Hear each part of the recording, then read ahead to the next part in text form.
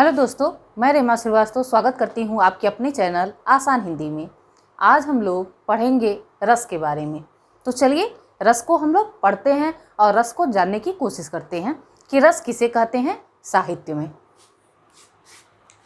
रस का शाब्दिक अर्थ है आनंद। रस जो शब्द है इसका शाब्दिक अर्थ है आनंद। रस से यह अर्थ लगाया जाता है साहित्य में कि जो आनंद मिलता है उसे ही हम क्या कहते हैं, रस कहते हैं।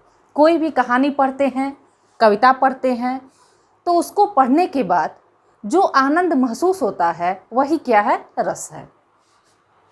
जिस काव्य को पढ़ने और सुनने से आनंद की प्राप्ति होती है उसे रस कहते हैं।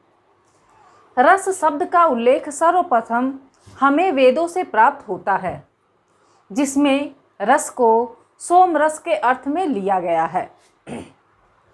देखिए, जिस काव्य को पढ़ने और सुनने से आनंद की प्राप्ति होती है, कोई भी काव्य जब हम पढ़ते हैं या फिर किसी के द्वारा सुनते हैं, सुनने के बाद जो आनंद हमें मिलता है वही क्या है, रस है। और रस का सर्वप्रथम उल्लेख किस में मिलता है, वेदों में मिलता है, जिसमें रस को सोम रस के अर्थ में लिया गया है। और वेदों में रस को किसके अर्थ में ग्रहण किया गया है, सोम रस के। सर्वप्रथम नाटकों में रस की आवश्यकता जान पड़ी तो भरत मुनि ने रस का उल्लेख, विश्लेषण व अध्ययन सर्वप्रथम किया। अर्थात साहित्य की दृष्टि से देखा जाए तो सर्वप्रथम नाटकों में रस की आवश्यकता जान पड़ी तो भरत मुनि ने रस का उल्लेख, विश्लेषण व अध्ययन किया। यानी साहित्य में सर्वप्रथम रस का उल्लेख, विश्लेषण किसने किया, भरत मुनि ने किया। रस की आवश्यकता पड़ती है गद्य में, पद्य में, काव्य में, तो ये किसे महसूस हुआ, नाटकों में भरत मुनि को महसूस हुआ कि रस भी कोई ऐसा तत्व है जिसकी आवश्यकता हमें नाटक में पड़ती है। इन्होंने एक ग्रंथ लिखा। किसने, भरत मुनि ने। यानी भरत मुनि द्वारा एक ग्रंथ लिखा गया जिसका नाम था नाट्य शास्त्र। इसमें कितने अध्याय थे, 36 अध्याय। 36 अध्याय का एक नाट्य शास्त्र नामक इन्होंने ग्रंथ लिखा। किसने, भरत मुनि ने। इसमें यानी इस नाट्य शास्त्र में 6 से 8वें अध्याय तक रस का विवेचन किया गया है। 6वें अध्याय से लेकर 8वें अध्याय तक यानी 6वां, 7वां, 8वां 3 अध्यायों में भरत मुनि ने रस का विवेचन किया। किसमें, नाट्य शास्त्र में। रस का सूत्र, नाट्य शास्त्र में ही भरत मुनि ने एक सूत्र दिया जिसमें रसों का व्याख्या किया या रसों के बारे में बताया। विभावानुभाव व्यभिचारी संयोगादि निष्पत्ति। विभावानुभाव व्यभिचारी संयोगादि निष्पत्ति, यानी रस की निष्पत्ति, उत्पत्ति कैसे होती है, विभाव से, अनुभाव से, व्यभिचारी भाव से, और ये सभी मिलकर रस को अस्थाई भाव बनाता है। इन सभी के मेल से अस्थाई भाव बनता है। ठीक है, भरत यहाँ देखेंगे, इसी की परिपक्व अवस्था को रस कहते हैं। यानी इन सभी के मेल से जो अस्थाई भाव बनता है वही परिपक्व अवस्था कहलाता है और उसी अवस्था को ही हम रस कहते हैं। भरत मुनि अपने सूत्र में अस्थाई भाव का उल्लेख नहीं किया है। ये जो भरत मुनि द्वारा रस का सूत्र दिया गया है, इसमें अस्थाई भाव का गणना नहीं किया गया है या फिर अस्थाई भाव को जगह नहीं दिया गया है। मनुष्य के हृदय में सदैव व कुल 49 भाव रहते हैं। यानी एक व्यक्ति के हृदय में सदैव 49 तरह के भाव विराजमान होते हैं, जो 3 भागों में बटे हुए हैं। पहला है सात्विक। सात्विक भाव होते हैं 8, अस्थाई भाव होते हैं 8 और संचारी भाव होते हैं 33। इन सभी को मिलाकर हमारा 49 भाव होता है, जो कि सभी मनुष्य में सदैव विद्यमान होते हैं। अस्थाई भाव को ही इन्होंने रस कहा है, क्योंकि भरत मुनि के अनुसार जो ग्रंथ लिखा गया नाट्यशास्त्र, उसमें 8 ही रसों का वर्णन मिलता है। भरत मुनि ने केवल 8 रस को ही स्वीकार किया था। आचार्य विश्वनाथ द्वारा दिया गया रस का सूत्र है, यानी आचार्य विश्वनाथ ने भी रस का एक सूत्र प्रस्तुत किया जो है वाक्यम रसात्मक काव्यम। वाक्यम रसात्मक काव्यम अर्थात जिस वाक्य में रस है वही क्या है, काव्य है। वाक्यम रसात्मक काव्यम यानी जिस वाक्य में रस है वही क्या है, काव्य है। रस के 4 तत्व होते हैं। रस के कितने तत्व होते हैं, 4 तत्व होते हैं। कौन कौन से होते हैं, अब हम उनको देखेंगे। तो पहला है विभाव। विभाव, इसके 2 भेद हैं, आलंबन विभाव और उद्दीपन विभाव। फिर आलंबन विभाव के भी 2 भेद हैं। कौन कौन से, आश्रयगत आलंबन और विषयगत आलंबन। दूसरा है अनुभाव, जिसके 4 भेद हैं। विभाव के 2 भेद, आलंबन विभाव, उद्दीपन विभाव। आलंबन विभाव के 2 भेद, आश्रयगत और विषयगत। अनुभाव के 4 भेद, कायिक अनुभाव, सात्विक अनुभाव, आहार और वाचिक। तीसरा देखिए संचारी भाव और अस्थाई भाव। अब हम एक एक को विस्तृत रूप से देखेंगे, यानी कि गहराई से समझने का प्रयत्न करेंगे। विभाव, जो भाव मनुष्य के हृदय में पहले से चल रहा हो, उसे हटाकर जो नया भाव आता है उसे ही विभाव कहते हैं। विभाव यानी कि विशेष भाव। कोई मनुष्य है, उसके हृदय में सदैव भाव तो विराजमान होता है, लेकिन कुछ ऐसी परिस्थिति या फिर ऐसी घटना उसके समक्ष आ जाती है जिसके कारण उसके भाव में परिवर्तन हो जाता है और विशेष भाव उत्पन्न हो जाता है। तो वही परिस्थिति ही क्या कहलाती है, विभाव कहलाती है।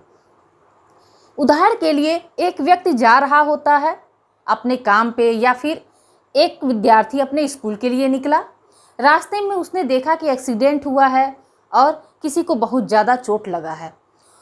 तो वह स्कूल के लिए निकला तो उसके मन के भाव कुछ और थे, लेकिन जैसे ही उसने उस घटना को देखा तो उसके भाव बदल गए और तुरंत ही विशेष भाव उत्पन्न हो गए। करुणा का भाव, पीड़ा उसको महसूस हुआ, देख के कष्ट का अनुभव हुआ, या फिर दया आया। तो यही विशेष भाव है जो सामान्य भाव को हटाकर विशेष परिस्थिति या विशेष घटना को देखने के बाद उत्पन्न हो जाता है। तो इसे ही क्या कहते हैं, विभाव कहते हैं। विभाव कितने प्रकार के होते हैं, 2 प्रकार के होते हैं। एक तो हमारा होता है आलंबन विभाव और दूसरा होता है उद्दीपन विभाव, जैसे हमने पहले देखा। आलंबन विभाव, अब आलंबन विभाव किस परिस्थिति में होती है और उद्दीपन विभाव किस परिस्थिति में होती है। तो आलंबन विभाव, जहाँ भाव के जन्म लेने व भाव ग्रहण करने की सूचना मिले वहाँ आलंबन विभाव होगा। जहाँ भाव के जन्म लेने व दूसरे भाव को ग्रहण करने की सूचना मिलती है वहाँ पे कौन सा विभाव होता है, आलंबन। इसके 2 भेद हैं, एक तो आश्रयगत और दूसरा विषयगत।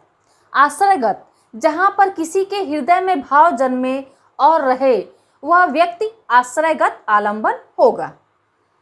वह व्यक्ति आश्रयगत आलंबन होगा। जैसे एक साधारणतः आदमी जा रहा है और दूसरा व्यक्ति भी आ रहा है और दोनों के बीच में टकराहट हो जाती है। मान लो साइकिल से जा रहे हैं, दोनों भिड़ गए।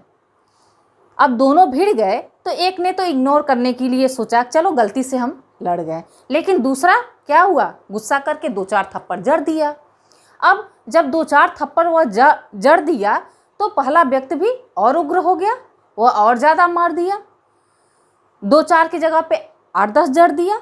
अब वहाँ पे झगड़ा समाप्त हो गया, दोनों अपने अपने घर के लिए चले गए। किंतु जब जब वह एक दूसरे का सामना करेंगे तो उनको वही घटना याद आएगी और एक दूसरे के प्रति वही नफरत, वही घृणा रहेगी। तो यह आश्रयगत होता है, यानी वह सदैव के लिए आश्रय बना लेता है, अपने उनके हृदय में रख लेता है उस भाव को। तो यह आश्रयगत आलंबन होता है। दूसरा होता है विषयगत आलंबन, जो भाव के जन्म का कारण हो, यानी भाव के जन्म का कारण बनता है जो उन्हें विषयगत आलंबन कहते हैं। विषयगत आलंबन, इसका उदाहरण देखेंगे कि मोहन अपने विद्यालय के लिए निकला, रास्ते में सुंदर बगीचा पड़ा और वसंत ऋतु का मौसम था, उसमें सुंदर सुंदर फूल खिले थे। तो उस बगीचे की छटा देखकर, खूबसूरती को देखकर मोहन मुग्ध हो गया। तो ये क्या है? विषयगत आलंबन है। चलिए अब हम उद्दीपन को समझने का प्रयत्न करेंगे कि उद्दीपन विभाव किसे कहेंगे। जो तत्व हृदय में पहले से मौजूद भाव को तीव्र से तीव्रतर कर दे तो वहाँ उद्दीपन विभाव होगा। जो तत्व हृदय में पहले से मौजूद भाव, अर्थात मनुष्य के अंदर जो भाव है उसको तीव्र कर दे और तीव्र से भी तीव्रतर कर दे, यानी बहुत ज़्यादा बढ़ा दे, वही क्या होता है? उद्दीपन विभाव होता है। जैसे एक नायक है जो कि अपनी नायिका से मिलने के लिए जाता है और मिलने के लिए जहाँ जाता है वह जगह चुनता है पार्क को, जहाँ पे एकांत रहता है और वहाँ सुंदर सुंदर फूल खिले रहते हैं, चारों तरफ हरियाली होती है और मौसम भी सुहावना होता है। तो ऐसी परिस्थिति में सारे भाव जो होते हैं वह नायक के या फिर नायिका के अनुकूल होते हैं, यानी उनके भावों को तीव्र से तीव्रतर करते हैं, यानी बढ़ाते हैं, क्योंकि पहले ही उसके मन में मौजूद होता है खुशी कि हम अपने नायक से मिलने जा रहे हैं या फिर हम अपने नायिका से मिलने जा रहे हैं। उसके बाद उनके अनुकूल, उनके अनुसार जब वहाँ का वातावरण मिल जाता है तो उनके भाव और तीव्रतर हो जाते हैं, यानी कि बढ़ते जाते हैं। तो उम्मीद है आप लोगों को रस और रस के तत्व अच्छे से समझ में आए होंगे। आगे हम रस को और अच्छी तरह से समझने का प्रयत्न करेंगे, क्योंकि अभी तो हम एक एक रस को बारी बारी से देखेंगे। जैसा कि हम लोग जानते हैं कि रसों की संख्या 9 होती है, कुल रसों की संख्या 11 होती है और भरत मुनि के अनुसार रसों की संख्या 8 होती है। नाट्य शास्त्र ने एक रस को नहीं स्वीकारा और वह रस है शांत रस। तो यह आगे कैसे कैसे, मतलब किस रस को किसने स्वीकार किया और साहित्य में उसका समावेश किया, तो ये सब बातें हम लोग आगे आने वाले वीडियो में बारी बारी से देखेंगे। आज के लिए इतना ही, और उम्मीद है आप लोग को ये जो भी हमने बताया इस वीडियो में रस के बारे में समझ में आया होगा। यदि समझ में आता है तो हमारे चैनल को लाइक शेयर सब्सक्राइब करना ना भूलें। धन्यवाद।